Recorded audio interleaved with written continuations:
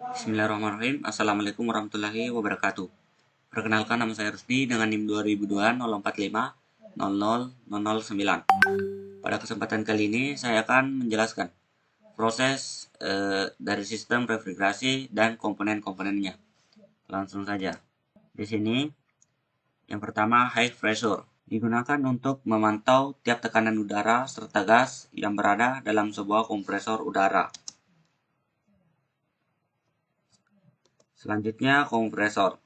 Kompresor berfungsi untuk menghisap refrigeran dari evaporator dengan suhu dan tekanan rendah lalu menempatkan refrigeran tersebut sehingga tekanan dan suhunya meningkat untuk kemudian dialirkan ke kondensor. Berikut proses pengaliran ke kondensor. Kondensor sendiri, pada sistem refrigerasi, fungsi kondensor adalah sebuah alat yang membuat kondensasi refrigeran gas yang berasal dari kompresor bertekanan serta bersuhu tinggi. Refrigeran yang ada di dalam kondensor mampu memberi hasil kalor yang nantinya akan diserap via evaporator dan juga panas dari kompresor. Dalam sistem refrigerasi, cara kerja kondensor terbagi dua, yakni konveksi alamiah dan konveksi paksa. Di dalam konveksi alamiah, laju aliran udara akan melewati kondensor sangat rendah. Alasannya karena sistem ini cuma mengandalkan kecepatan angin.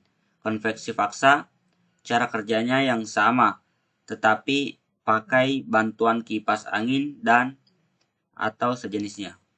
Selanjutnya, recovery tank atau tangki penampung.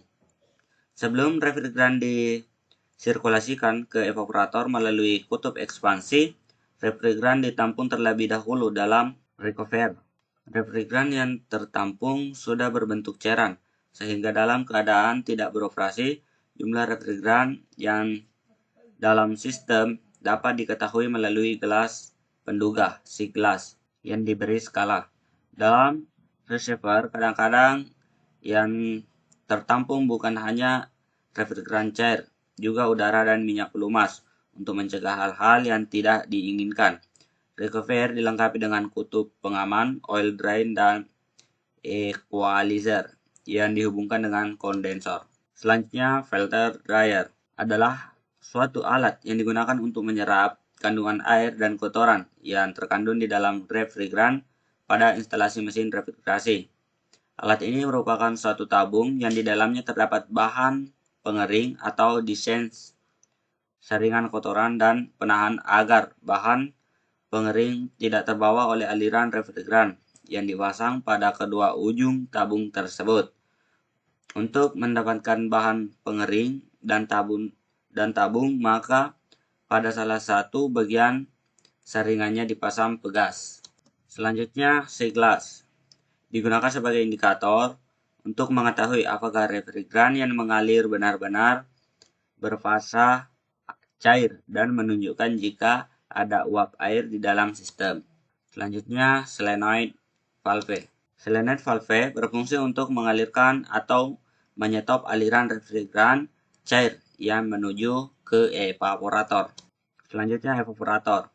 Fungsi evaporator adalah untuk menyerap panas dari udara atau air di dalam ruangan yang didinginkan, kemudian membuang kalor tersebut melalui kondensor di ruang yang tidak diinginkan.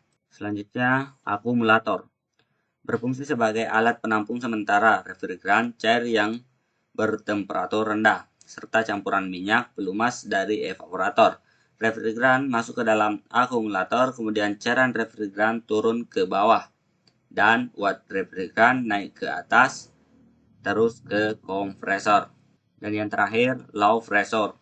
Sebuah alat pengukur yang berfungsi untuk mengukur sebuah tekanan fluida yang bisa berupa gas atau cair dalam sebuah tabung tertutup. Berikut sistem aliran dari sebuah refrigerasi yang mana aliran ini dari kompresor menuju ke oil separator, kemudian disalurkan ke kondensor, kemudian recovery tank, filter dryer, siglas, solenoid valve, evaporator, akumulator, dan low pressure, dan kembali pada kompresor, dan dialirkan secara terus-menerus. Berikut analisanya.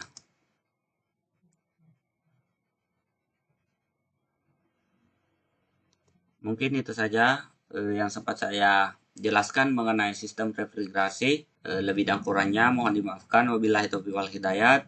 Assalamualaikum warahmatullahi wabarakatuh.